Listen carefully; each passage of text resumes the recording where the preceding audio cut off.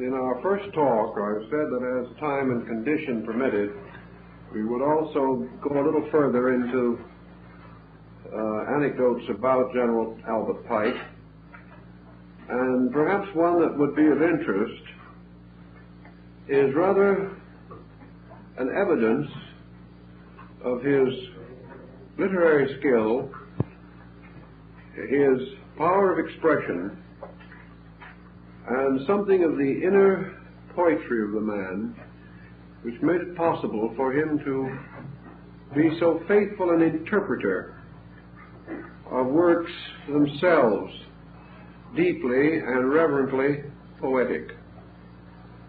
The particular fragment that I want to read is taken from a letter, and by nature and circumstances of the letter is important.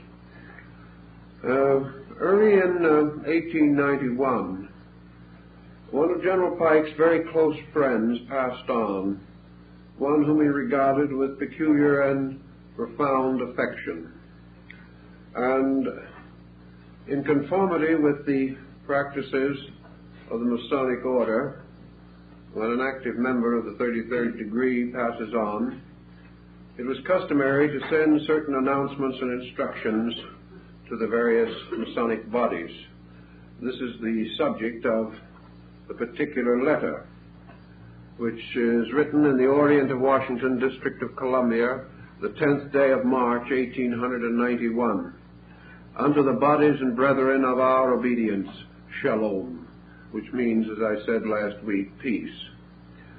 Shalom, peace, that comes with blessing to care-fretted, weary men, when death's dreamless sleep ends all suffering and sorrow.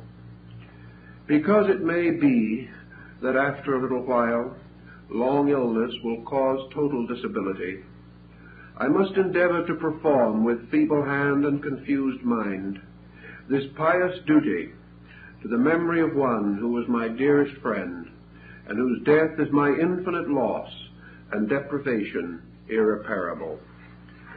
A little later he adds, the poet Holmes compares an old man to one who, in company with a few friends, clings to a spar floating in mid-ocean.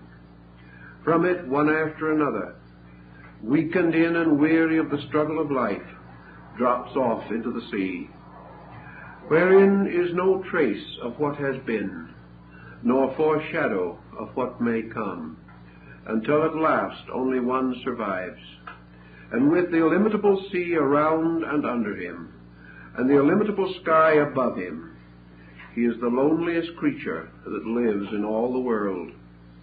It is a cruel blow of ill fortune when one, who in his old age counts the years of his life by their losses, is suddenly thus bereft of another of his few remaining companions and friends.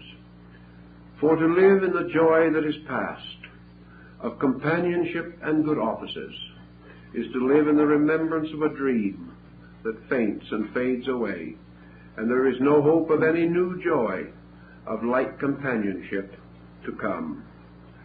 The letter is signed by General Pike, and 3 weeks after he wrote it, he died.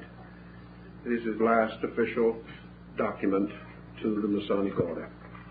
But I think the spirit of it shows something of the extraordinary gentleness and deepness of the man, and of his wonderful power to express, even when himself in his last illness, his thoughts and his solicitudes to the family and associates of his departed brother. One of the last pictures of General Pike is this one, taken probably about 1884. He is shown wearing the decoration that was bestowed upon him by King Kalakua of Hawaii. Here is the last picture, I think, also that was taken of General Pike. He is certainly one of those men who may be regarded as a birth out of time. He belonged to a very gentle classical way of life that has almost entirely disappeared from among us.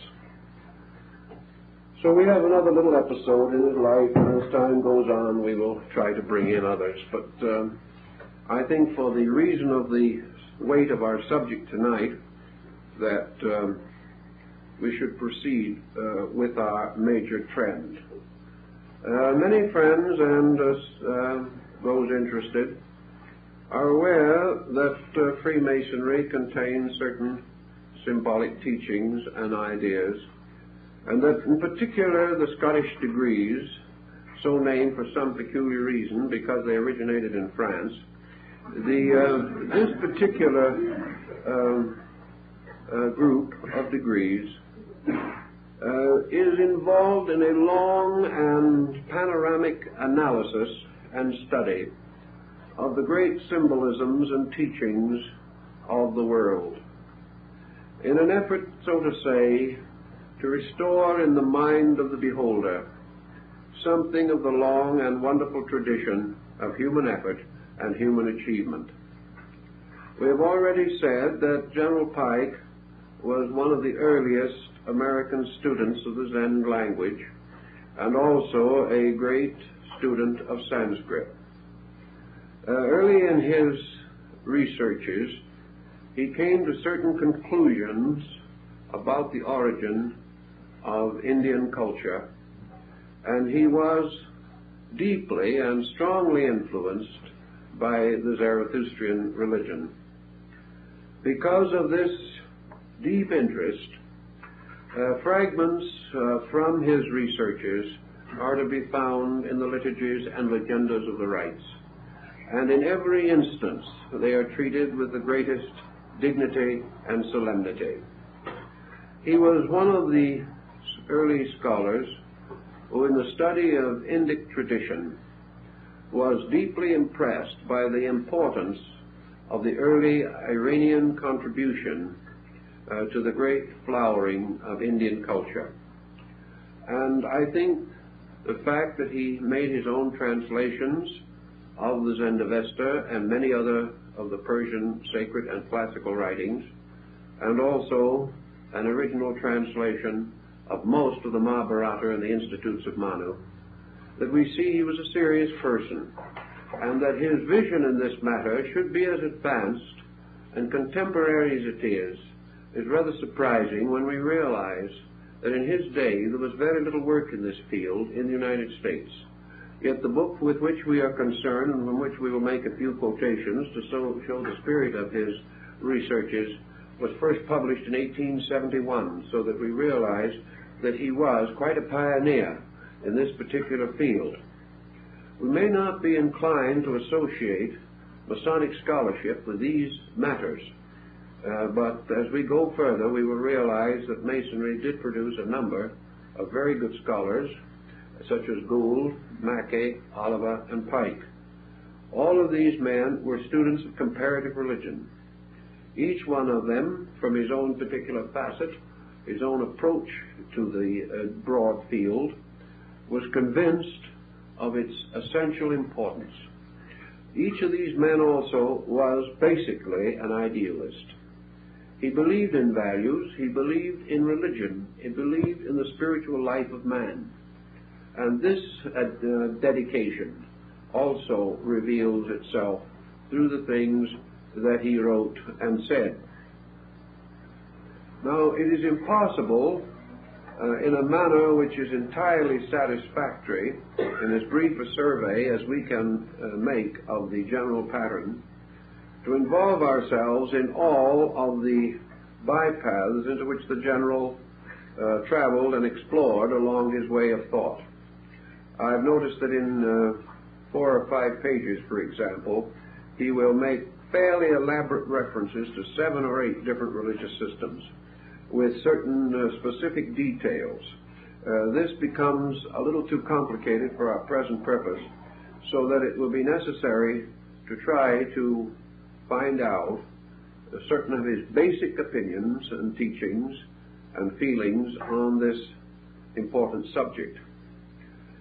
In the first place, then, Pike was among those who believed definitely in an early migration of peoples from northwestern Asia into what is now called the Indo-Gangetic Plain.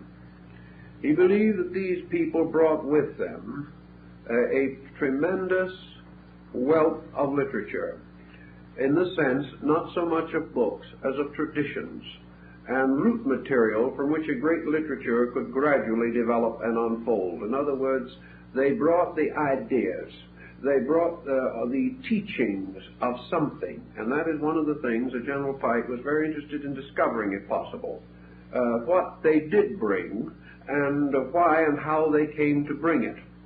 He therefore enters into a discussion of what are called the early Aryas, or peoples of the region.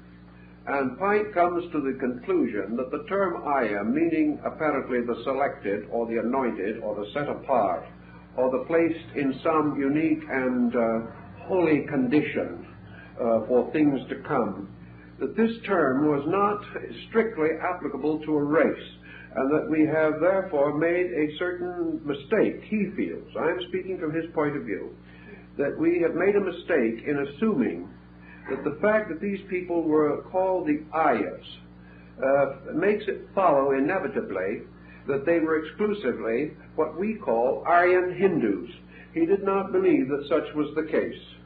He held rather that this term covered a group of values and factors moving into northern Asia over a considerable period of time, consisting of tribes probably from the Trans-Himavad and the northern parts of that region, plus Turanian peoples and Iranian peoples, and that all these together more or less have come in popular mythology to be confused into a race, when really they were a group or a cycle of migrations moving in, and all having a certain sacredness about them, which was responsible for the term of the Aryas, and that this sacredness was in all probabilities bestowed upon them at a somewhat later date, so that the original designation is not contemporary with the migrations of the peoples. This brings another interesting point, which he feels has a bearing upon our situation. If these migrations took place over a considerable period of time, a strange and remarkable alchemy or chemistry results merely from the circumstance of timing. Time becomes terribly important as a means of modifying certain conditions and circumstances.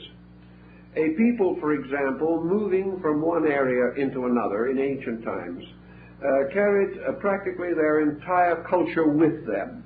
Once they had made a long migration, it was unlikely they would ever return to the original place. It was unlikely that they would even make any effort to communicate with it, because they carried with them their own total life.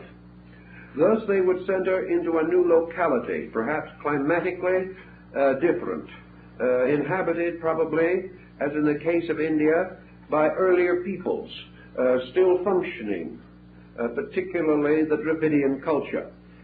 And these people settling and remaining for a length of time and becoming accustomed to and acclimated to a certain region, gradually modified their own culture through contact with other peoples and with the gradual disappearance of their own immediate contact with earlier heritage. Thus they became a comparatively new people in a new area. But they also contained within their tribal tradition and national existence the roots of their beginnings and the great mythologies, legends, and convictions which moved them. If 1,000, 2,000, 3,000 years later, another migration, perhaps, arising from almost the same source as the first, should then move downward and come into this area, these two people with one origin and one root and one source would meet as strangers because of the difference of cultural interval, because of new interests, new activities arising, and these would no longer recognize their kinship with each other. The new peoples would have made certain modifications in their beliefs, in their doctrines, in their ideas, and might very well have been somewhat influenced by the tribes and groups into whose environment they came. Gradually, therefore, from similar sources or from almost identical beginnings, through waves of migration, strong cultural differences could come into existence, gain certain authority and validity, and result in distantly related peoples meeting as total strangers, even though perhaps in their origin such was not the case. Pike is then concerned a little bit with what these people brought and why it was to play so important a part in the cultural life of our race. Why was not the heritage from somewhere else more important? How did it happen that so many great streams of doctrine have come into existence and died? And why is it that one with a very strange and remote background should have become so extremely powerful and had such a lasting and enduring existence? General Pike in Morals and Dogma also points out that we have little, if any, appreciation of the actual magnitude of the influence that began in the Transhimovat, that it represents far more than we will perhaps ever be able to recognize, that it not only influenced Asia and the Near East, but has influenced practically every culture on the face of the earth, that it continued to migrate and move, changing words and names, but not necessarily losing philological identities, because underneath various words and terms in Germanic, in Slavic, even in the Latin and Greek languages, in the Hebrew, and in the dialects of the North, Central, and South American Indians, we find definite kinships with the root words and root ideas of Northern Asia.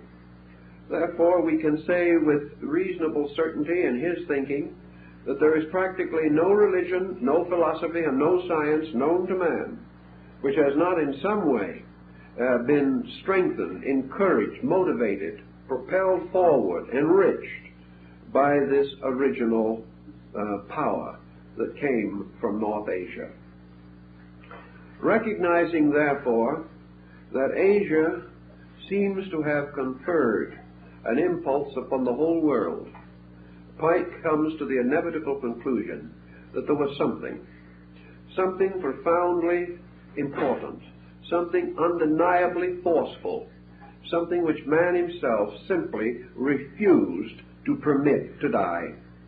Man refused to depart from it, and by another strange and amazing circumstance, man was never able to outgrow it. He was never able to find that he could cast it aside as something no longer vital, necessary, or useful to him. Although Pike did not live in the days of Freud, Adler, and Jung, he did experiment with the psychological factor in thinking. He became convinced, therefore, that the great stream, which in some places he, with some apology, simply calls together the Veda, that this great stream undoubtedly flows not only through the world, as he says, like the 7 sacred rivers of the Punjab. He also says that it flows through the living fabric of human consciousness, that in some way this ancient lore, this old doctrine, arose from some extraordinary degree of integrity within man, that man therefore comes back to it when he is at his best and departs from it only when he is at his worst. That in some mysterious way, when securities, prosperities, and indifferences dominate him, he forgets the law. But in his emergency, he returns to it and is comforted by thought which the East has put into words, but which Western man has sort of felt in his soul, that whenever virtue should fail upon the earth, the law again would come forth.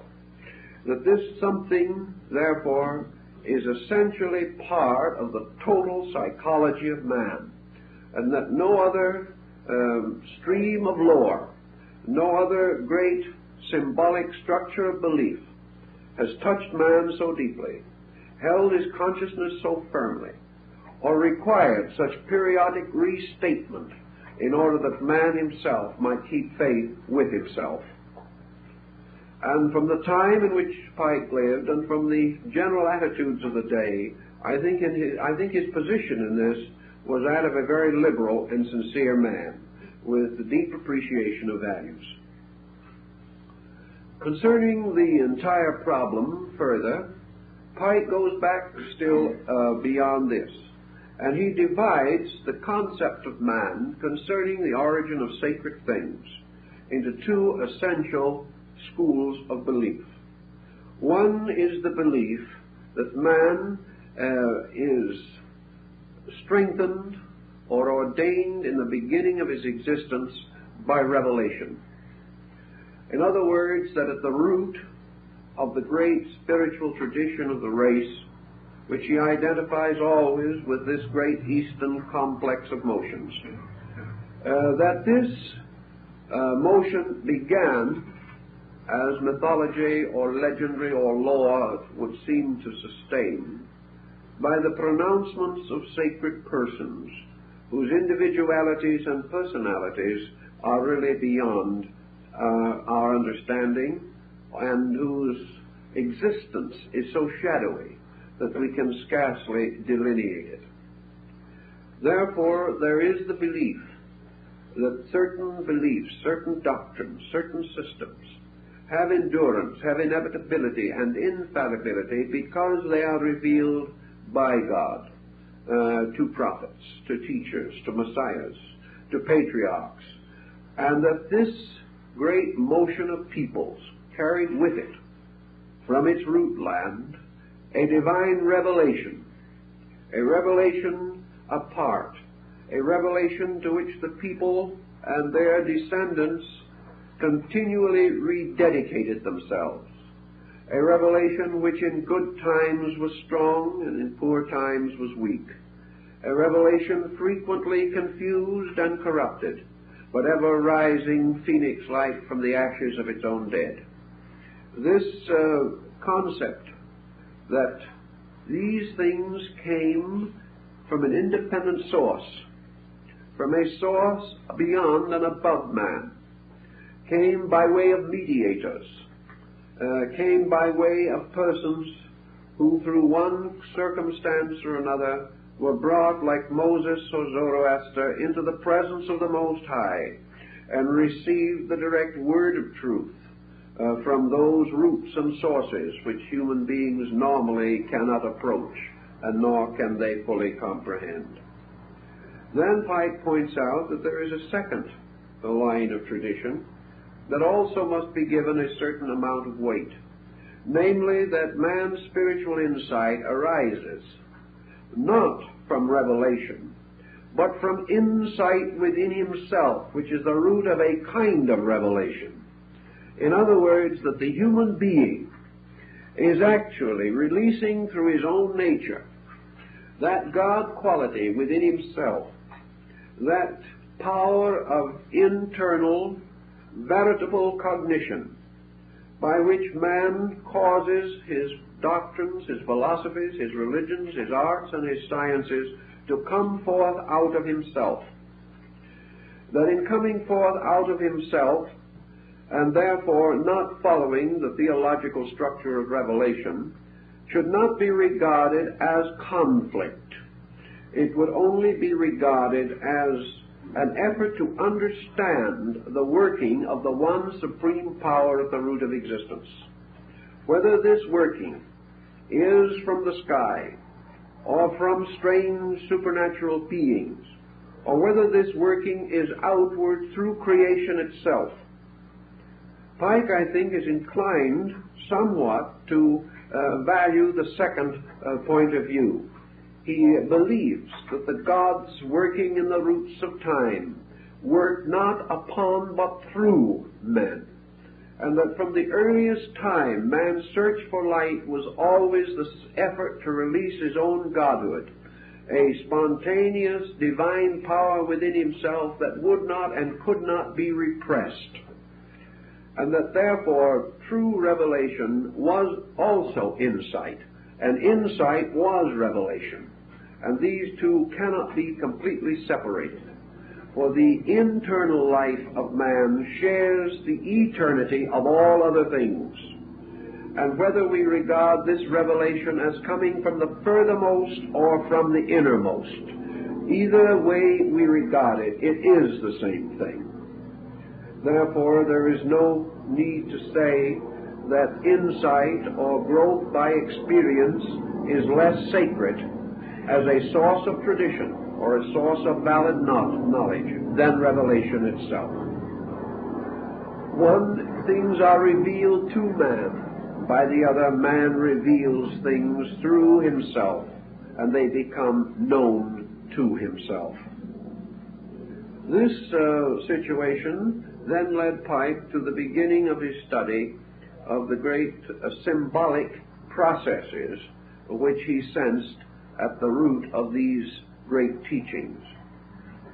Being by instinct and nature, as his rituals and his writings and his interpretations imply, a symbolist, a person who believed tremendously in the integrating and releasing power of symbolic form, Pike presented himself with this equation.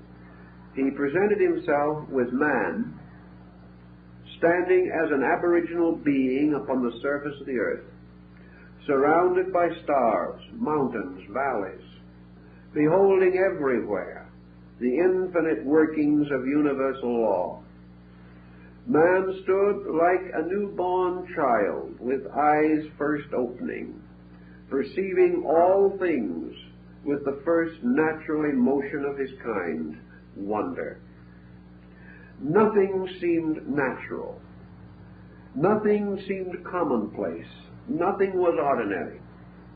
And yet, by the very wonder of it all and by his own childishness, nothing was extraordinary. The ordinary and the extraordinary were one.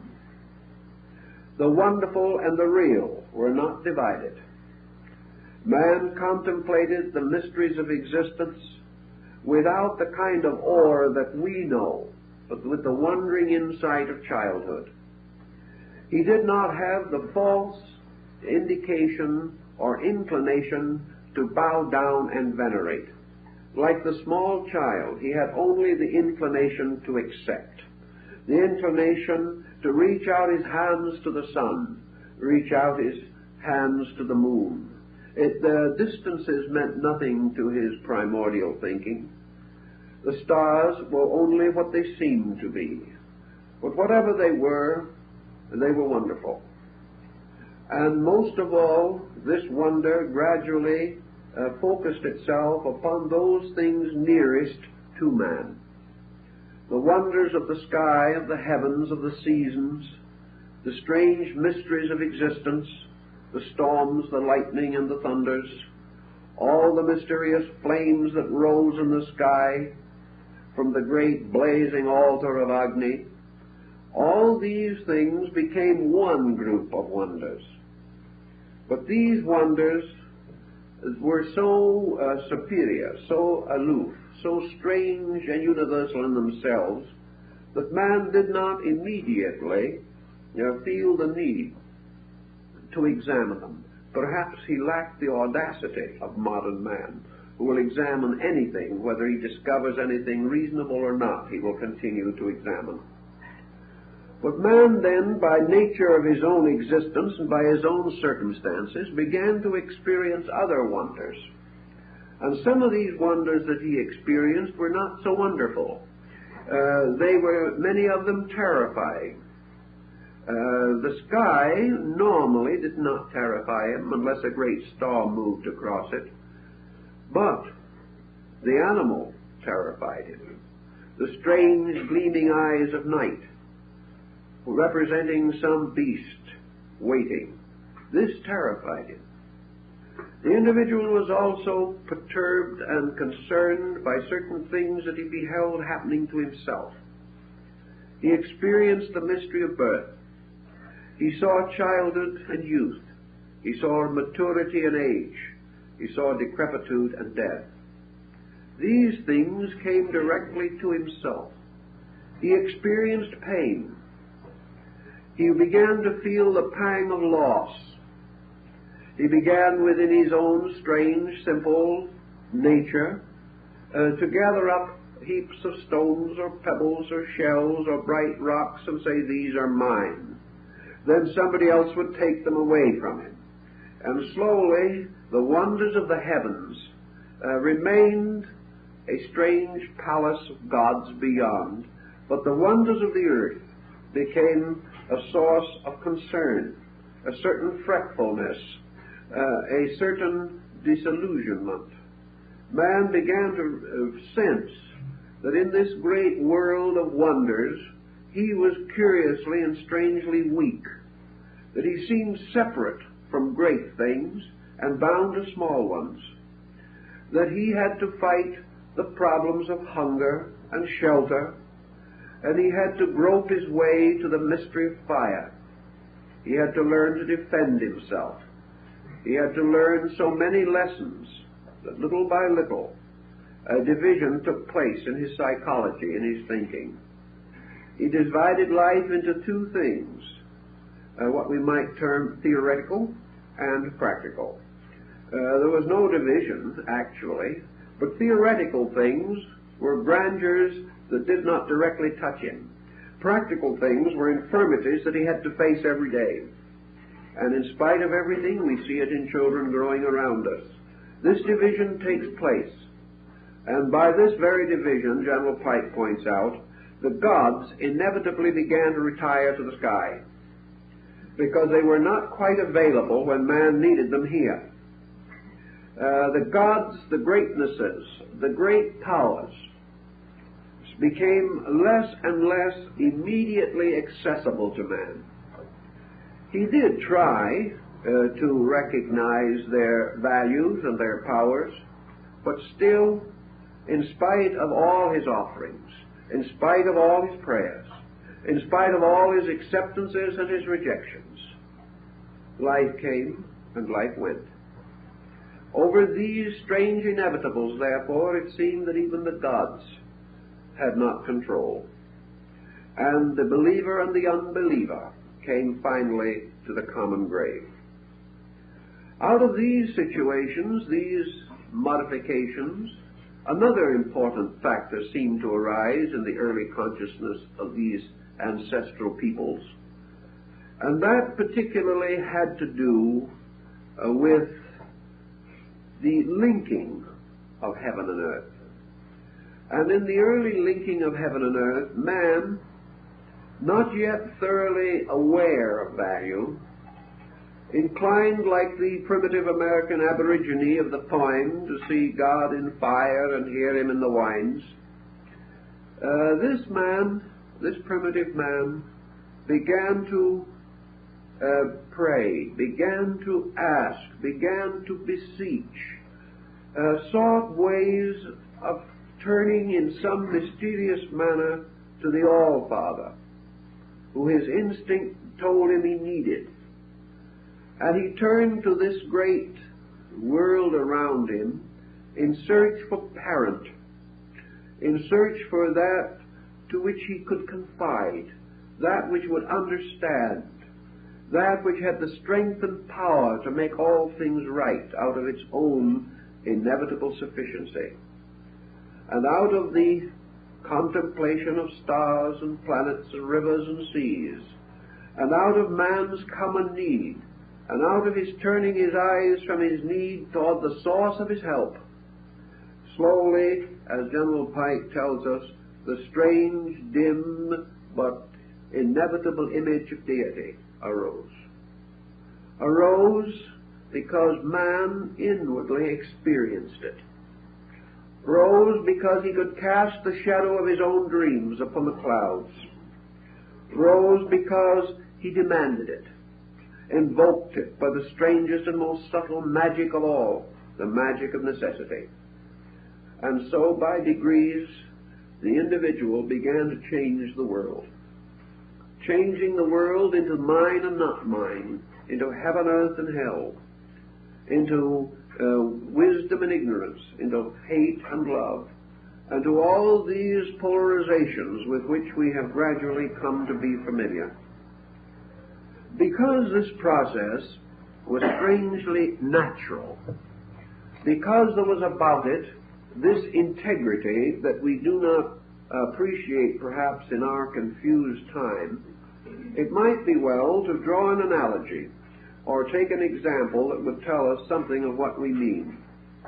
Suppose we say that a child born into this world was born into an absolutely natural environment, an environment in which there were no false values, an environment in which everything was honest. Honest in its own strange, mysterious, inevitable honesty. The honesty of a truth or a fact uncorrupted. And that this child, growing up in this world of facts, in which there were no myths, no legends, and no law, a child growing up building its life entirely out of only the sense of its internal need, and perhaps the very dim and distant paternal help of a great believing parent who led that child only in gentle ways. Is such a child so brought up, so given opportunity, its life not deranged or disarranged in any way by the prejudices and intemperances of a highly complicated society, this child might grow up to be an honest person. It's quite conceivable that this child would have that kind of a beginning that psychologists like to talk about, that wonderful normal background.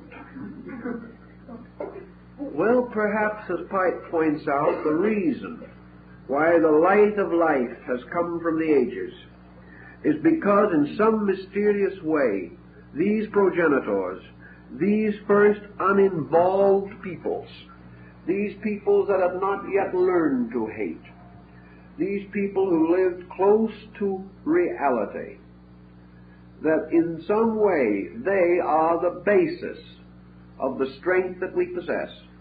They were the ones who grew up in a reality, a factuality that we no longer have. And because of this childlike honesty with which they face life, they have left the imperishable monuments to us, because they were the only ones who were able to leave tradition before they were spoiled themselves. Later they were spoiled, but in the root of things they were not. And therefore in their infancy, in their childishness, God walked with them. And because they were all wonder and all believing, because they used only the simple faculties of primordial creatures, they saw true, they dreamed true, and they came so close to reality that they have left us simple guides and rules.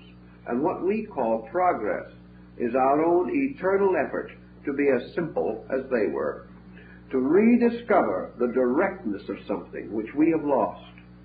Perhaps this is the reason why the light of the Vedas shone upon the world, why it is beneath everything, why it has come down to us in 100 religions, simply because it represents the simple light of the beholder, in which light and the eye and the heart responded together, and that there was no deceit, no confusion, no prejudice, by which the mind and the emotions could be led into error.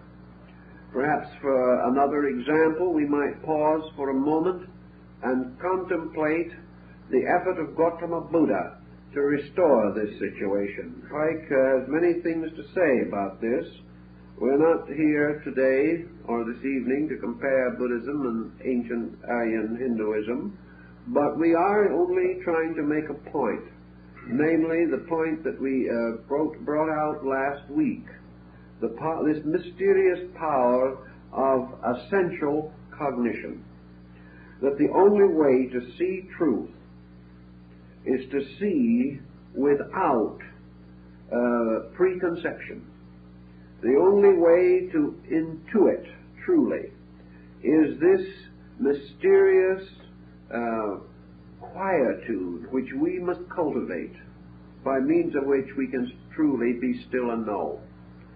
So Buddha says that if all of the volition of the will, all of the pressure of the machine of the sensory perceptions is brought into an absolute suspension, man then is no longer a seer. He is himself the total of the thing seeing and the thing seen without division.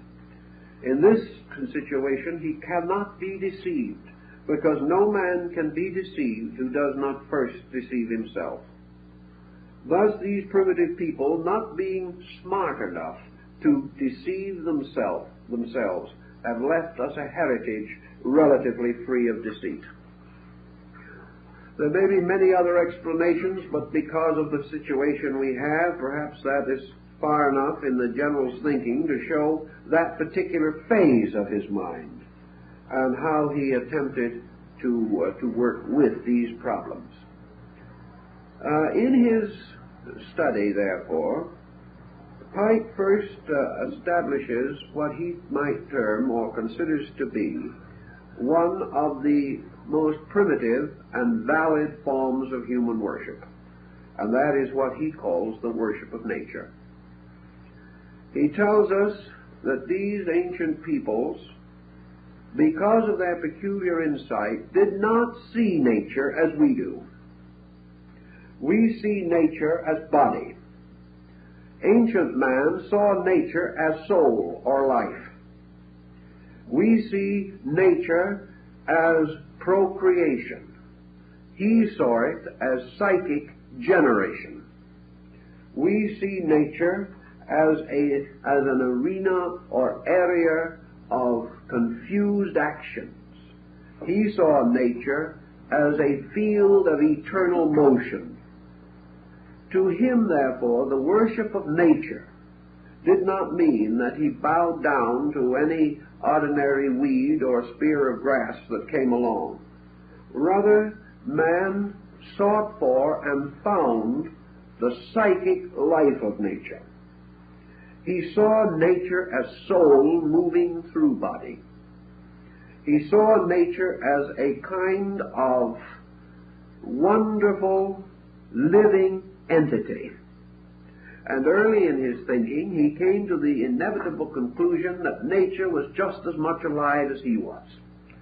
That he was not a living thing in a dead world. He was not merely an animate being in a mechanistic a machine of some kind. It never occurred to ancient man that the bear or the lion or the bird had any different basic attitudes upon life from his own. Therefore, in many instances, we find among these people the tendency to create legends and lore in which they humanize animals, even as Aesop did much later, and still later Fontaine. And therefore we assume, for instance, we know the North American Indian of our Northwest, up around the Vancouver area. When he went hunting in the woods, he talked to the bear.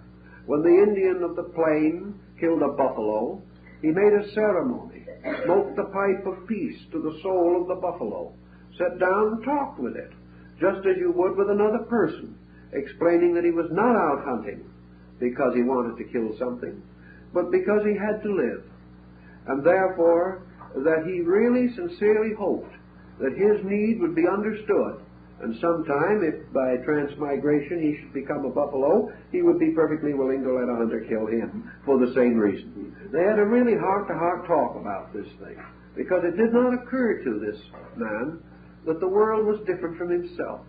He did not believe that trees could not understand. He did not believe that rocks were dumb. Like Pythagoras, he spoke to the river, and the stream answered him. Ancient man lived, therefore, in a world of life, not in a world of death. He lived in a world in which he beheld around him all kinds of differentiated life. He beheld also within himself faculties and powers in which many attributes seemed to be united and brought together in his own more complex personality. At first, however, of course, this was not particularly meaningful to him. But the main point we wish to bring to attention is this concept of nature worship, that man found the objects of his adoration in the processes around him. He found many reasons to gradually transform his wonder into veneration. He began to venerate those things which seemed to him good. He began to fear those things which seemed to have some evil implication to himself. And out of this process of nature, from his own perspective, he came to the inevitable conclusion that some things were better for him than other things, that some things seemed to serve him, others to offend him. And out of this, in turn, came a rudimentary concept of good and bad. And this projected against the great starlit sky of night, it also resulted in the gradual recognition of the suras and asuras, the gods and demons, the great good spirits and the evil spirits.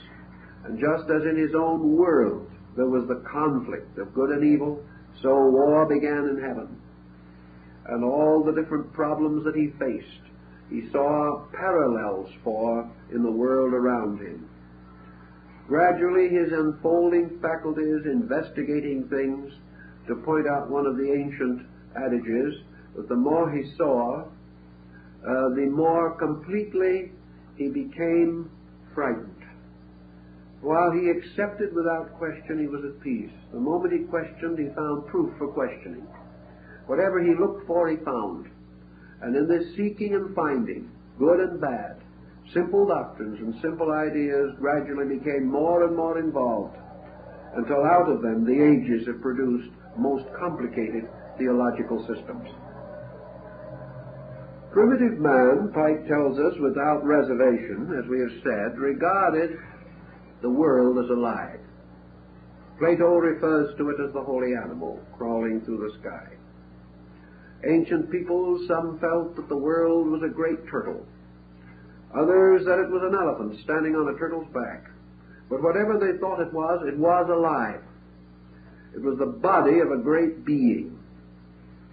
This great being was, in a way, the composite symbol extended from themselves. And this great being, which was the world, became gradually also the visible symbol of the invisible power of God.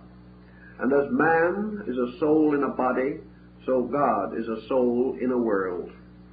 And that this world soul, therefore, like the human soul, sustained and supported this body. Man beheld himself growing and failing. He saw youth and age, and he therefore contemplated the great procession of the ages. He contemplated the birth and death of worlds. He applied all these ideas of his own experience to the universe, and out of his own experiencing, he fashioned by degrees the ideas that were to be great and wonderful to him. And in the course of his time, and in the way he lived, the universe divided into really three parts. One part was heaven, the great vault of Indra, the sky, the great being whose body was filled with countless eyes. This tremendous and wonderful God, the God of the firmament, the God that was the ancient God, like the Shanti of China, the old one. And in the course of his time, just as this God slowly disappeared under the conditioning attributes of man's own investigation, so little by little the great old God, though not forgotten, though not denied, passed generally out of our common apprehension. It was no longer enough that simply the great sky God was there. This deity began to express itself through its progeny, through specialized and specific attributes, qualities, and appearances rising out of itself. And just as in most religions a Messiah has gradually taken the place of the original deity, so somewhere along the path of this great migration of peoples, the great old God sort of retired, regained new interpretations, was given new appearances, was fitted into other faiths, many of his attributes remaining, but the one attribute which he originally possessed was gone, and that was totality. Instead of totality, man recognizing that unity is never divided, but that division takes place within it, in the process of division, man loses sight of the unity. Therefore, it was, according to Pike, at a very ancient time, it is said that the great God became more or less a martyr, was disfigured, took upon himself sackcloth and ashes, concealed himself in the body of the world, and was then known only from his appearances in the world. And as Aryas, the great god of the Greeks, was defamed, injured, afflicted, mutilated by those who sought to steal his empire, so the great father deity of the Aryas was gradually obscured until he appears again only as the eternal penitent, the eternal mendicant, the one who must bear the burden, the sin, and the misery of all things. Then in his own place come forth the things out of himself, and they take dominion over him. For once in the great Nordic land there was a one-eyed giant by the name of Ymir. This great giant ruled alone and forever in Ginnungagap, the great gap in space. And then there came forth from the body of this great giant its own offspring or progeny, and they turned upon it and slew it, and from it they made the world. Now this, in a sense, is something that Pike feels sure that this particular story originated in Asia. He feels so because to him it is the perfect explanation of the peculiar situation in which the Hindu deity Brahma has become involved in the course of time. Namely, that while still recognized with certain definite veneration, it is also true that this deity is valued, is important, is conceived as great, somewhat in a different or mysterious way. For it is his own Son that brings him back into life and light again. He is the victim, or he is the sufferer who is redeemed by his own Son Vishnu. And it is only through the will and love of Vishnu that Brahma is again born, and is born, of course, upon the lotus blossom, while Vishnu sleeps upon the serpent of eternity. And Pike has something to say about this, which I think is important. And it's interesting to us because of the time, as I say, in which it was done, in comparison to the tremendous amount of literature that we have today. Part of this, incidentally, will be interesting because it represents Pike's original translation of sections of the Bhagavad Gita. He tells us, as Rama, the epic hero, armed with sword, club, and arrows, the prototype of Hercules and Mithras, he wrestles like the Hebrew patriarch with the powers of darkness. As Krishna Govinda, the divine shepherd, he is the messenger of peace, overmastering the world by music and love. Under the human form, he never ceases to be the supreme being. The foolish, he says in the Gita, unacquainted with my supreme nature, despise me in this human form, while men of great minds, enlightened by the divine principle within them, acknowledge me as incorruptible and before all things, and serve me with undivided heart.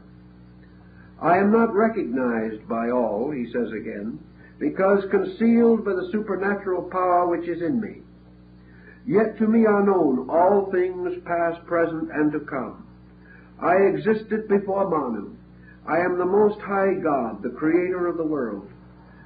And although in my own nature I am exempt from liability to birth and death, and am Lord of all created things, Yet as often as in the world virtue is enfeebled, and vice and injustice prevail, so often do I become manifest, and am revealed from age to age, to save the just, to destroy the guilty, and to reassure the faltering steps of virtue.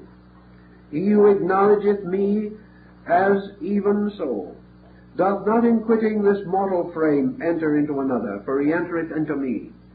And many who have trusted in me, and have already entered into me, being purified by the power of wisdom, I help those who walk in my path, even as they serve me. This he then explains in the sense that the great deity, the great simple collective unit power, the inevitable, the unmovable, the unchangeable, the essence of all things, that which is both being and becoming, this being was originally held under the symbolism of sky. It was held also under the alternating symbolism of day and night sky. And it was held in a mysterious way that night revealed the splendor of the sky even more than did the day.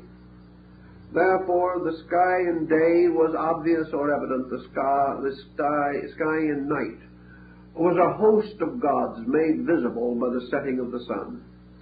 And in this came another thought, that the sun, representing ego, representing selfness, representing in a way the light of reason, while it shines, the great God is not seen in all his splendor. The heavens become merely background to the light of the sun. But when the sun fades, the heavens come forth again, and the grandeur of the eternal once more shines down from all the points of light in the sky. Psychologically, then, the essential idea is that this totality gradually passed from the consciousness of man to be buried in the particulars of his own interests and observations. The great God was no longer the sky dweller. He was no longer the being remaining forever, sustaining and moving all things. He became rather the neighbor, the close one. He came to be the present help in time of trouble. His powers were invoked by men, and this deity was believed to be able to answer all of these prayers, and from his great celestial universality could descend even to nourishing the particular and peculiar desires of mortals. Thus something happened, and this thing that happened was that the supremeness of consciousness, represented by this deity, gave place to the limitation of ego, the rise of selfness, both in heaven and in man. And the selfness in man resulted in the emergence of the self-hero in heaven. The rise of individuality, individualized deity, as far as human experience was concerned.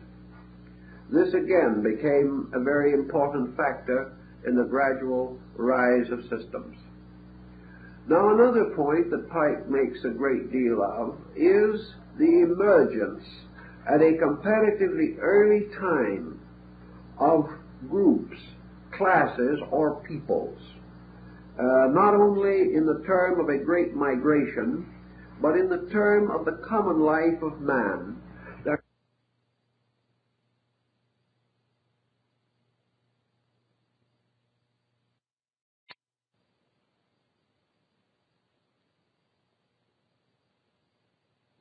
The source of light, and this nearness is usually accompanied by a strange failing of outward parts, a strange detachment from the world. In other words, the prophet, the great teacher, as Buddha later said, has gone forth into homelessness. He has gone forth into a strange universal citizenship. He moves again toward the sky and with the sky. He was naturally inclined to seek the wilderness, to go forth to pray and to meditate. And the emergencies that always led him into these courses were the same emergencies: the need in himself and his instinctive sorrow for the need in others. These things always have divided some people from the rest. And somewhere in this great early time of things, the beginning of great institutions began to take place. Pike says that the mysteries of the Greeks, Egyptians, and Romans were all derived from the mysteries of Persia and India. That these institutions were the long shadow of man's basic way of learning, and that they in turn gave birth out of themselves by division once more into two parts, preserving in the one hand the great secret organizations of the world, and on the other hand blossoming forth to become the great secular educational bodies of the world. These two divisions happened. That part of learning which turned back to the contemplation of cause became religion. That part of learning which turned to the contemplation of self became philosophy. And that part of learning which turned to the contemplation of nature became science. And these things were all just the way in which some primitive man seemed to turn his head. If he turned it one way, it was one thing. If he turned it the opposite way, it was the other. Not literally and physically his head, but his point of view, his perspective, his use of the faculties with which he had been endowed. If then we may say that there is much to indicate certain points, what do we then find as the first prerequisite of the patriarch, the prophet, the great teacher? Not just the aged one of today, but the great patriarchal figure that stands like Manu against the dark and mysterious curtain of history. The first thing that we always do, the first thing that we inevitably, subconsciously visualize, is that we associate the patriarch, the prophet, the great emissary of wisdom, with age. We instinctively, in our psychological experiences, always think of the teacher self and visualize this teacher self in dream or vision as an ancient and venerable person. Now, the reason why this began in the beginning was probably much simpler than we think. It was not due to the fact that man had a particular artistry in this respect, or hit luckily upon the patriarchal figure as a symbol of authority. What actually happened was that as soon as man recovered from the first impact of survival, he began to recognize that he had to preserve the vital value of age. So the first teachers of primitive man were the elders. The rest were out hunting and working. The rest were out protecting the tribe.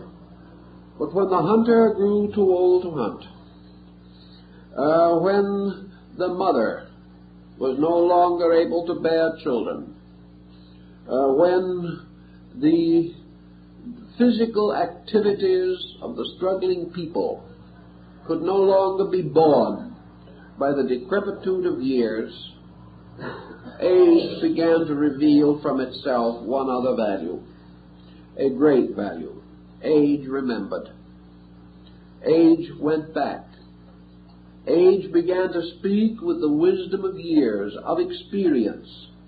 Age had already been through these problems many times. So even today, among primitive people, when a great problem affects the tribe, the elders are called. And this is important because if they hadn't had this use, the elders would probably have been exterminated, as they are in many primitive peoples who have different types of philosophy. But suddenly it was realized that the elder was worth his keep. He was worth his keep and worth his food and worth also the admiration of his people, because he spoke with the long memory, as it was called. He knew heroes then dead and could describe them to the living. He could remember the great king whom the children had never seen, but whose wonderful deeds they wanted to hear about. He could remember the seasons and the great storms of long ago, and he could remember the places where he had gone to hunt, and where certain symptoms indicated that game would be plentiful. He could tell them from long years what the clouds meant and when the rain would come. He also had all the lore of his people, and as time went on, he became the great gossip, and was only one step between gossiping and deification. It all depends on what you gossip about. When you remember the private secrets of your neighbors, it is gossip. When you remember the great secrets of life, it is wisdom. And the olds and the truths and the ones of the long remembering became gradually the symbol of man's wealth of heritage. And so against the background of our culture will be seen the shadowy forms of the great rishis, the great sages. Maybe they were mortals, and maybe in their own day they did not look nearly so venerable. But today they are venerable. Today they represent to us the voices of the past, as Pike calls them, the voices of the great shepherds, the voices of those who remembered the stars, the strange voices that speak with echoing tone down the corridors of time, the voices of the old ones, and their voices are rich with words of wisdom. So in the rise of things, the rishis, the saint and the sage, came to be regarded as the companion of the gods. Not only did they seem to resemble him, but he seemed to resemble them. And when they spoke, it seemed that the gods were speaking, for the greatness of years was speaking. In these days also, again, the rather simple and direct life made possible this kind of memory, and by degrees the young ones came and sat around the feet of the aged one, and from him they received the orenda of the Iroquois, received not only the story, but the strange vitality of dedication. They were part of something. In their veins flowed the blood of the heroic past. They were the heirs to the things the elders told them. And when one by one the elders slipped away, they in turn became elders to carry on the sacred heritage. So in the circle of the old ones was the history of the people, the mystery of its faith, the story of its dreams, the account of its migrations, and perhaps most of all, the wonderful reports of the heroes, the descriptions of things, so that the old one would say, "This my father told me," and the children would sit around and listen. And in the strange process of listening, they became citizens. They became directed in their own lives. They began to see what it meant to be remembered. And each of the young ones said to himself, "I shall so live that those who come after me shall remember me among the heroes." Little by little, the virtues of the tribe were inculcated in this way. And as this body of lore became greater and greater, came with it also the skills, the crafts, and the knowledges of the people. Here also were not only the historical records, but the laws, and legislation moved out of the great mystery of the circle of the elders, the ancient ones of the earth, as they have been called. And from them, as from the lips of Manu, have come the laws. So Pike says, somewhere in the mysterious hinterland of man's thinking, there sits at the very beginning of this great Iranian migration, this strange, mysterious circle of the ancient ones of the earth, the ones to whom it seems all knowledge must be traced, all ideas seem to originate from them, all records, all reports of old times flow through them.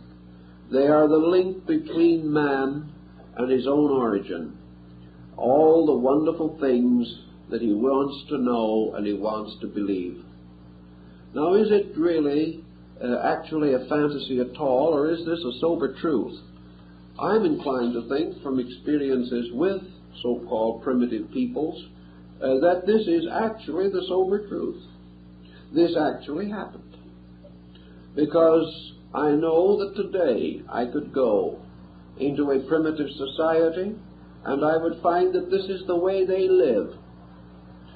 That I can find immediate evidence that at the back of their belief and at their tradition is this circle of the elders, perpetuated now by another circle of living elders, who are the visible progenitors of the ancient ones, their servants, their priests, sharing in their veneration, and venerated because they have in turn venerated. And if you want to go into a comparatively primitive society and you want to know the ways of that society and you want to understand its reason for existence, you sit with the elders and they will tell you. And they will tell you not in just prosaic language, do this and do that. They will do as ancient man did. They will sit back, they will be quiet, they will take their time according to their own pleasure, and when they have decided, they will speak with a strange tongue, for they will say also, I will tell you a story.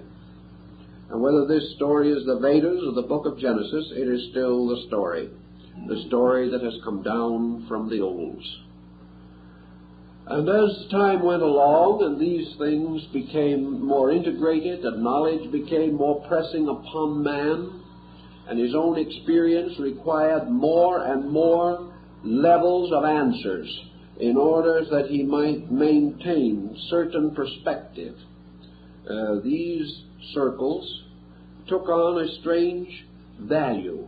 And one of the values that happened was that everyone, every time, was not permitted to come and talk with the elders. You couldn't simply knock on the door any time you want to and have the ancient ones assemble on requirement. So to speak to the elders, to know them, to be taken into their story, to sit at their feet as the disciple at the feet of his guru, this was an occasion. This was something that might not happen often, something rare, something you had to live for and build for. And out of this came the gradual development of the puberty rites, and also the caste rites, and the rites of growth and maturity, and the various tribal initiatory rites that are described so well by some of our great writers on primitive people, such as Churchward in his Signs and Symbols of Primordial Man.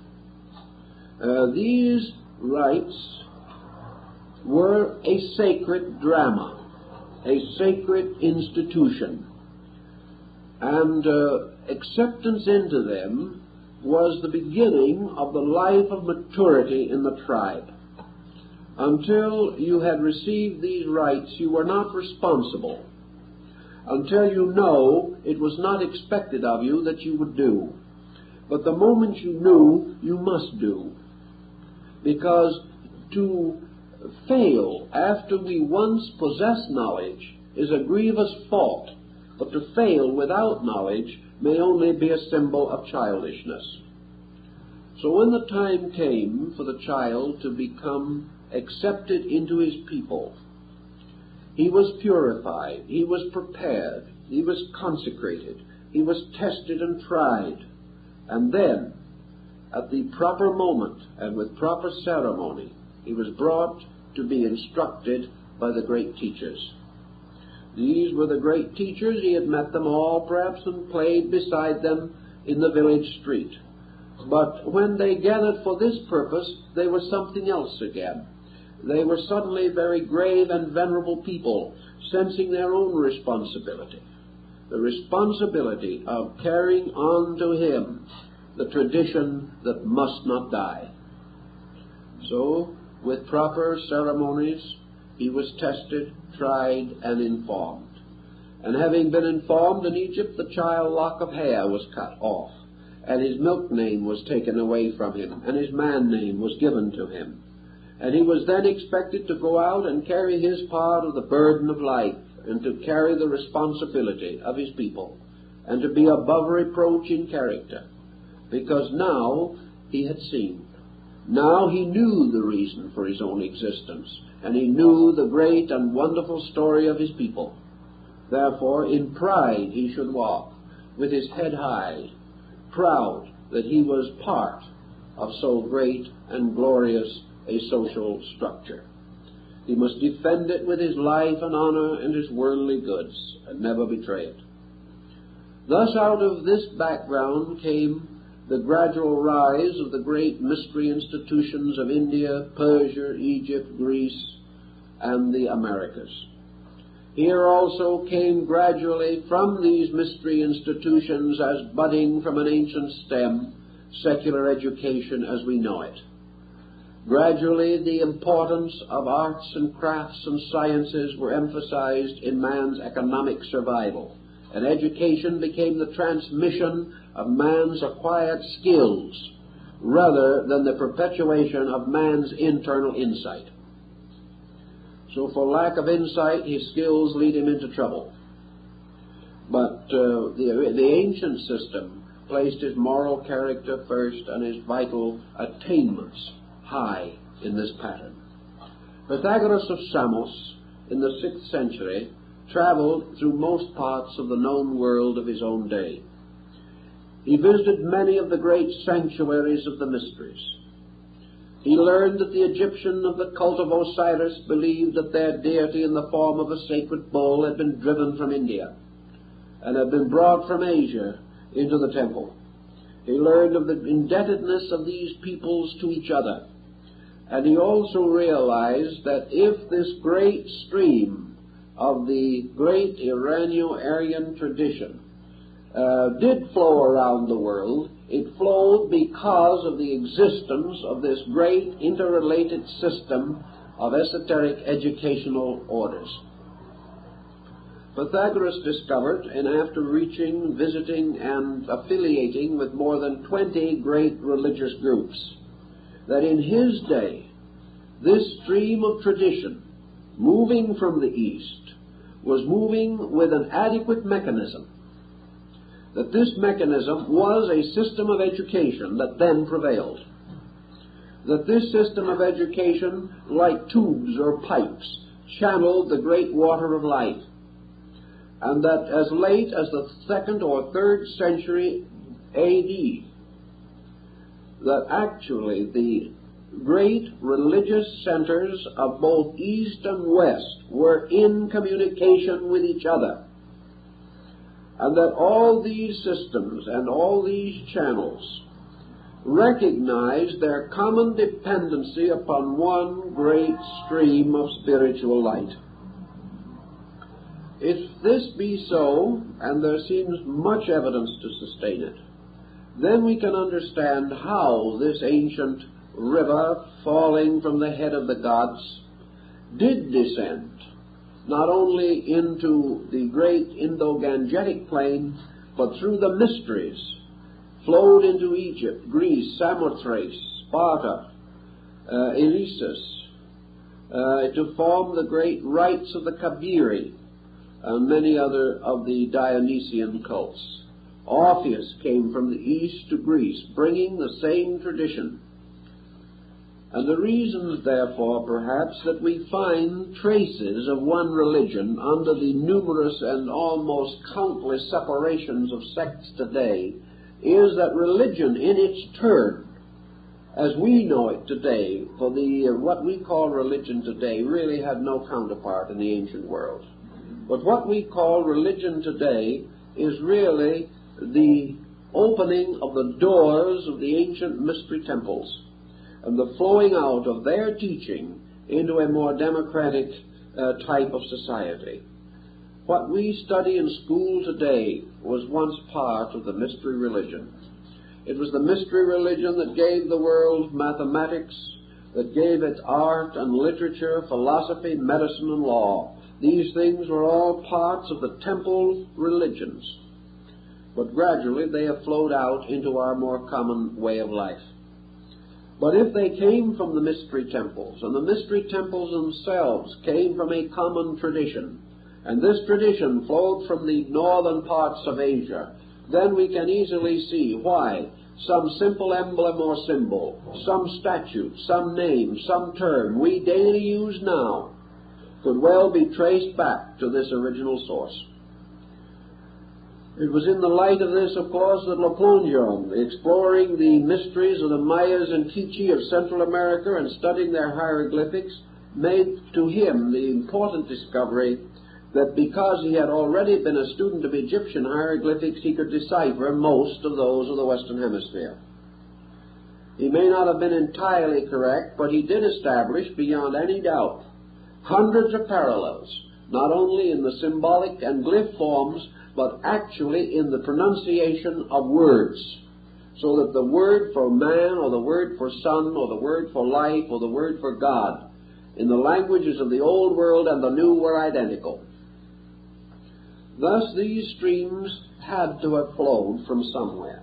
We may want to take the idea of spontaneous generation of these ideas in isolated areas, and if we had to, we could contemplate the possibility that all men reaching a certain degree of culture would come to certain common conclusions about things.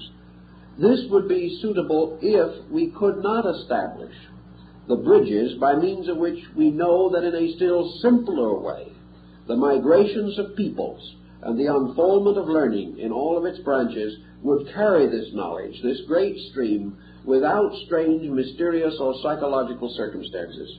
It is as common as the bow and arrow migration or the swastika migration or any of the other primitive, symbolic, migratory patterns by which we have learned to measure the travelings and adventures of peoples. We know that these things could have happened. We know that almost certainly they did happen. And we know also that practically every scriptural book of the world today is indebted to those of Asia, simply because in this Asiatic pattern we seem to come upon the oldest and most clearly defined example of something, and that the motion of these peoples through time gradually resulted in their domination, and with their domination in many regions, their ancient beliefs came to permeate and dominate these regions, slowly causing older beliefs or other unrelated doctrines to be submerged. Now, when we study this a little further, we make another interesting discovery, namely that this great cycle had about it something that was very Neoplatonic. The gods of the ancient Aryas, these strange sky, earth, and altar deities that we have come to remember, did not, in those times or under those conditions, declare war upon the gods of other men. That was very much later, when things got into pretty bad shape. Actually, these great deities, like Osiris in his celebrated journey around the world, converted people with a strange tenderness. The conversion was a rather simple thing. This great interpretation accepted into itself all other interpretations And the light of the Vedas, shining upon other beliefs, caused these other beliefs to shine with its own light. It was simply a light cast upon all things, causing these things to resemble itself. Thus, in Egypt, for example, the old gods of Egypt, prior to contact with Asia, did not cease. They simply took on an Asiatic look. The ancient gods of the Nords, for instance, Thor, the thunderer, the individual who seemed to spend most of his time fishing for the Midgard snake or throwing his hammer in the form of a swastika around the world. It was perhaps the oldest form of the boomerang. This deity was once the supreme deity of the Nordic pantheon.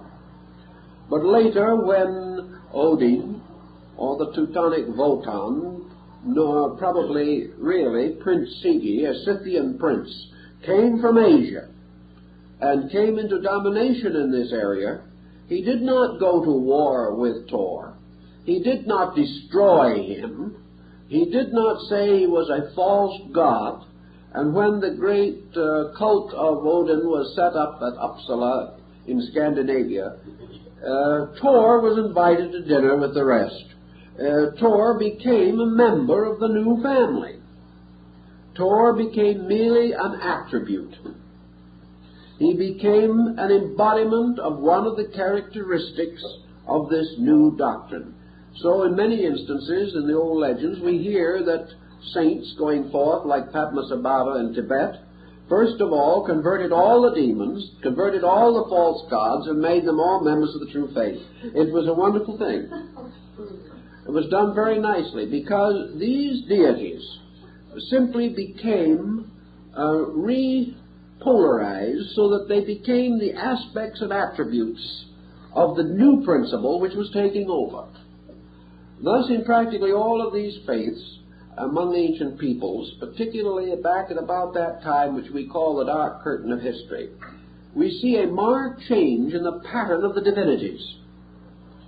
The old hero gods, the gods of lesser station, the old fighters and rumblers and tumblers of the early days, sort of fade away or become associated with a newer and better spiritual perspective. They then become the obedient instruments of the new faith. They were remembered and continued to have certain honors paid to them, but they had been changed until they were compatible with the new doctrine. And wherever it went, this great stream of vitality absorbed and reinterpreted other faiths or found itself in other faiths until finally all of the conflict or inconsistency was dissolved. As a result of that, other elements are present in all religions.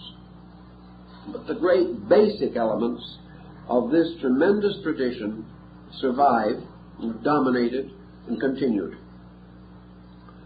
Pike, explaining his concept, makes a great use of what he considers to be one of the oldest and richest forms of nature worship.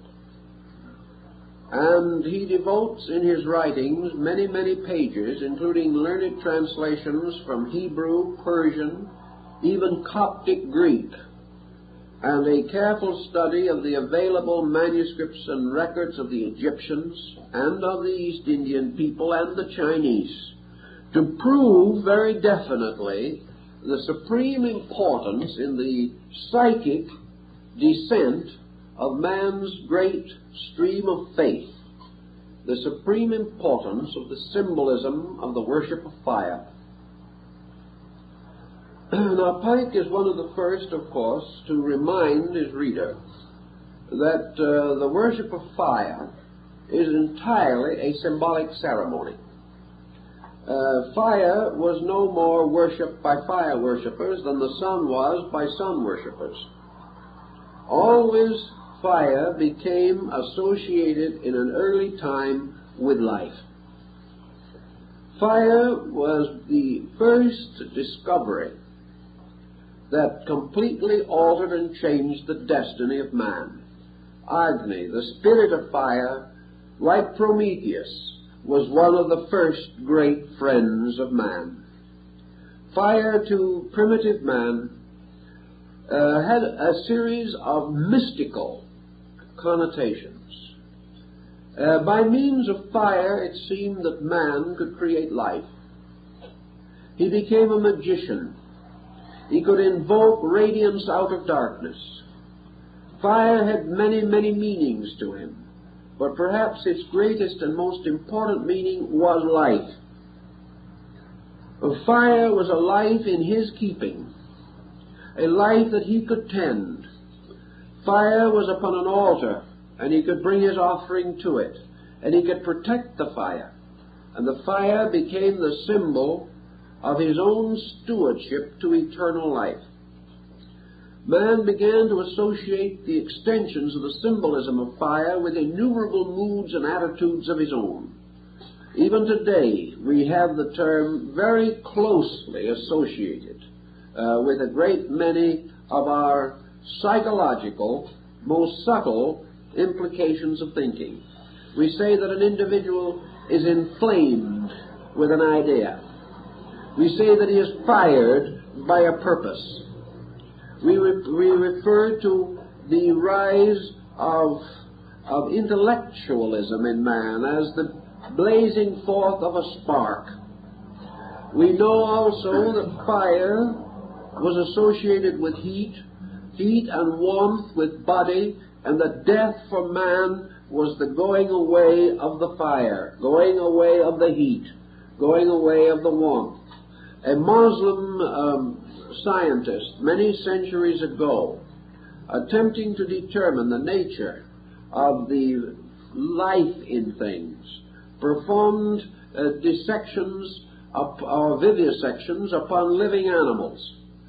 And at one time he placed his finger on a certain point in the pulsing heart of a living animal, and immediately his finger was blistered. He found there a point of great heat, and he became quite concerned with it and wrote considerably on the subject. But life is heat to ancient man, and the fire in man burned upon the matchless altar of his heart. The heart was the sanctuary of the flame. The flame was life. When the flame burned, man lived. When the fuel perished, man died. Buddha, in one of his discourses, goes into considerable detail in a symbolical use of fire.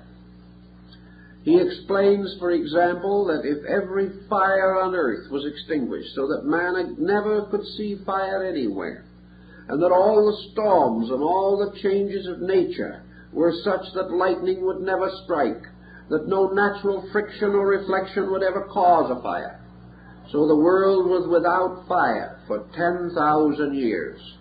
And then, if there be a person to do it, flint is struck against steel and fire is born again. Fire is everywhere, silently, secretly, unknown. But it must be brought into manifestation. And the manifestation of fire out of the totality of itself into the expression of itself was a mystery that ancient man greatly contemplated. He also greatly revered the purifying power of fire, how fire cleansed things, and also how fire consumed the sacrifice. He also saw how fire consumed the fuel that sustained it, and that when the fuel was gone, fire disappeared. And in modern times, man has discovered a strange kind of fire that burns without dross, as we know it. And that fire is a form, of course, of electricity. And we put that fire in a little glass bottle, and we made an electric light. And when we first made that light, what did we call it? We called it the Mazda light. We had already gone back to an ancient term for light, for brilliance, for shiningness. In the ancient Hindic people, the old gods, the devas or devs, meant the shiners or the light ones. and everything that was light, everything that shone, was life. And where the flame went out, where the fire failed, things died. Then there were the fires of holy aspiration, the fire of martyrdom. Then there was a fire of zeal and of hope, and the strange blazing passion of love. There was fire of hate, and everywhere there was fire, there was heat, there was life. And primitive man gradually devised the concept of Agni as the symbol of the power of life. Fire became the visible symbol of the quality of life. Life living on matter. Life perpetuating itself by destroying its own not-self. Spirit flaming forth because of the fuel which it is to consume. Consciousness consuming body, and perhaps, if the pessimism of Buddha is correct, dying with it. But a great blaze while still it shines. The candles upon an altar, the incense burner, the oil lamp, all these symbols, like the ever-burning lamp of the Rosy Cross, or the strange eternal lamp found in the tomb of Cicero's daughter. The lamps that burn on, the lamps with wick of asbestos, strange conjectures and chemistries and alchemies of ancient thinking, but always this problem of fire, this problem of man worshipping the flickering, variable symbol that is so alive that its body is part of its life and cannot be seen from it. The fire that can be put out by the mystery of water. And then the alchemist coming along with his strange formula which says, I shall make a fire that burns in water, and I shall make a fire which the fuel is water, and this fire shall burn forever. Now the ever-burning fire is to a measure probably, at least in one of its degrees, associated with the sun. The sun, this great incandescent light, this symbol of radiance that became warm in summer and in the desert a destroying heat. But the fire and the sun and light, these together, man identified ultimately with his own truest self, his own consciousness, so that fire and light became symbols of consciousness. For man was aware by a kind of invisible light within himself, the light of reason, the light of the mind, but most of all the light of the soul.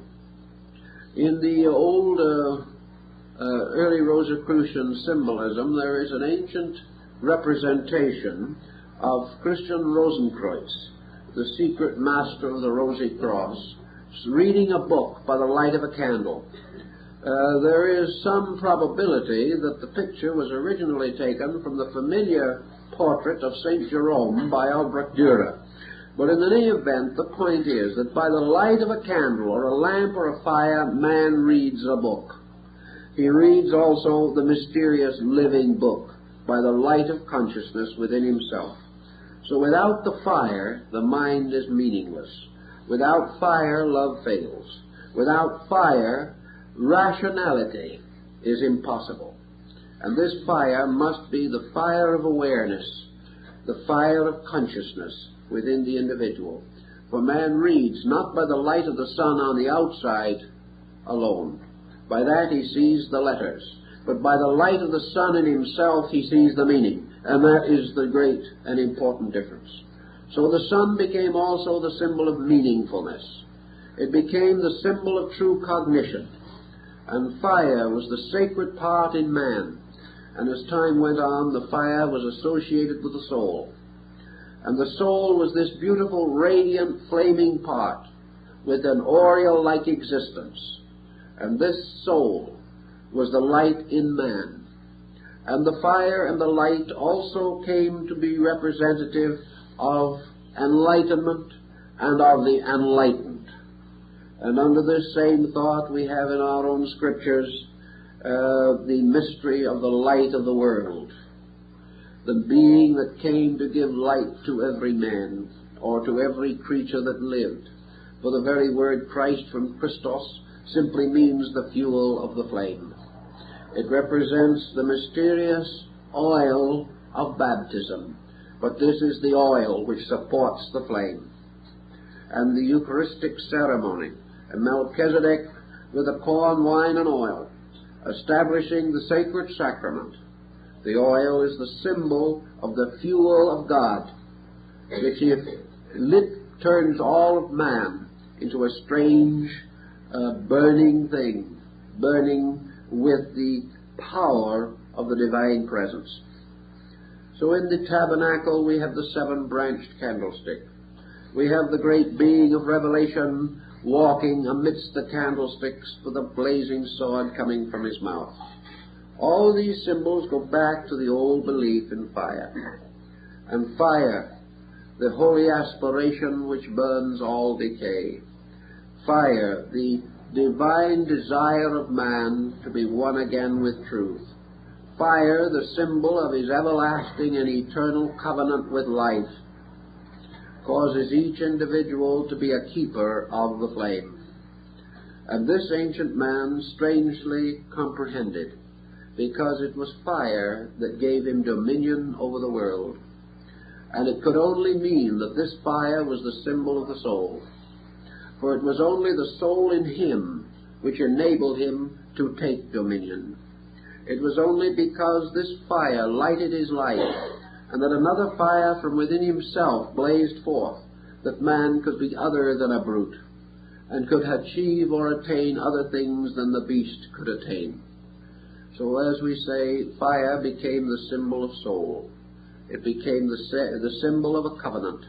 It became the living witness of the eternal before men, for it was the purest of all bodies. And into this flame all dross, all imperfection, all human limitation, all selfishness must be cast as an offering to the Most High. So fire worship came also, strangely, from this great, strange northern region. And in the form of the god Agni, it came to have a very great and important part in the rituals of our ancient forebears. And we might mention one other for the moment. We mentioned last week, but I think we must come back to it again, and that was Varuna. And Varuna was also an ancient deity of these peoples, and Varuna was a strange airy power. Varuna was a strange, all-pervading atmosphere that linked all things into a strange capacity. Varuna was a lord of middle regions and of parts. Varuna, in many ways, perhaps, if you study the symbolism of the deity, is reminiscent of the psychological idea of mind. Varuna is an intellectual atmosphere, a wind deity, a god of motion and of moving things, a god invisible but made visible by consequences, a deity that also went through innumerable vicissitudes, as General Pike points out. But we have here then sky, fire, and air. Or, as we also suggested in the other discussion that we had, there are certain parallels between Varuna and ether. Not the air as we know it, but the etheric humidity, which science has invented as a hypothetical medium between energy and matter. Thus, as Heraclitus tells us, this peculiar humidity can also be a water deity, or a deity of humidity, or a deity of fertility. And in the, as we told you last time, out of the names of these deities and out of the patterns of them, we gain the elements of the divine name in the ancient ritualistic language. But we have elements that work together in a very strange manner. because we have now actually established a trinity that corresponds to the three elements, salt, sulfur, and mercury, in the Hermetic experiment. And in the 18th degree of the Rose-Croix, General Pike gives us some information on the tie between alchemy and the great Vedic mythology, showing again that at the root of chemistry, at the root of astronomy, at the root of architecture, are the parallels once more to this ancient system of thinking, and that these parallels can be restored from any study of essential symbolism in any department of human life.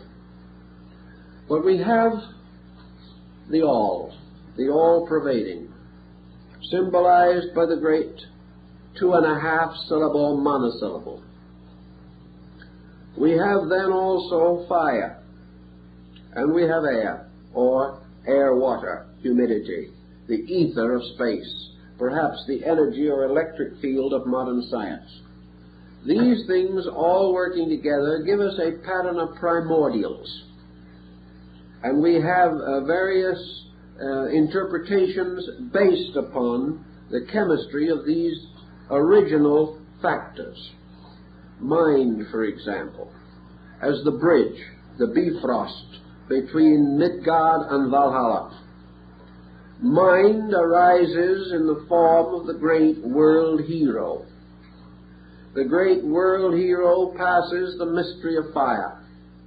In the case of the Sigurd saga, the world hero passes through the mystery of the four elements, represented by four great labors which he performs.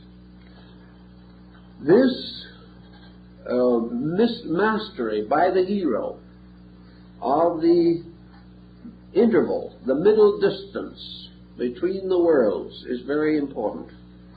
Fire as soul and consciousness, air, water as mind, emotion, the psychic part again, and heaven as totality, as the reality, as the wholeness.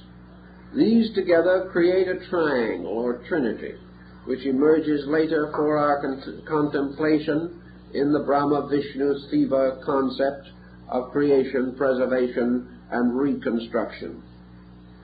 Always the symbolism remains, and wherever we have a Holy Trinity, from the Temple of Heaven in Peking to the three-tiered hat of the Dalai Lama and the triple tiara of the Roman Pontiff, in all these we have mastery over three worlds, three elements, three conditions of being. We have man moving from the material through the psychical to the spiritual. We have the individual overcoming the world, nursing the flame, guarding it, becoming a servant of it. For one form of the flame is found in the Grail legend. For the flickering, mysterious, flaming blood in the Sun Grail is exactly the same as the ancient fire of the Vedas. It is the object of the quest. It is the sacramental symbol. It is the symbol of sacrifice and reunion, of renunciation and purification. In all these things, then, and also through our own scripture writings and into our arts and sciences, into our legal procedure, into electricity, and even into electronics, we will find the same principles that these primitive persons, or this great wave of simple, direct, true-seeing creatures or beings, brought forth out of the dawn of time and carried with them into all parts of the world. The picture is long and difficult, but I think what General Pike particularly wants us to realize, that the word Freemasonry in its original meaning from the Chaldean means child of the fire. The word pyramid represents the mountain or monument to the flame. That's what the word means. And in the ancient times of Eleusis, when the Hierophant in his robes of blue and gold came forth upon the porch of the sanctuary, his gold and blue robes were the inner and outer circles of a flame with its blue center and its golden radiant core. The garments of priesthood, All of the ancient symbols that we know are derived from the guardians, keepers, and watchers of the ancient fires. And these fires were brought from heaven by the Druids, who captured the rays of the sun on a reflecting glass.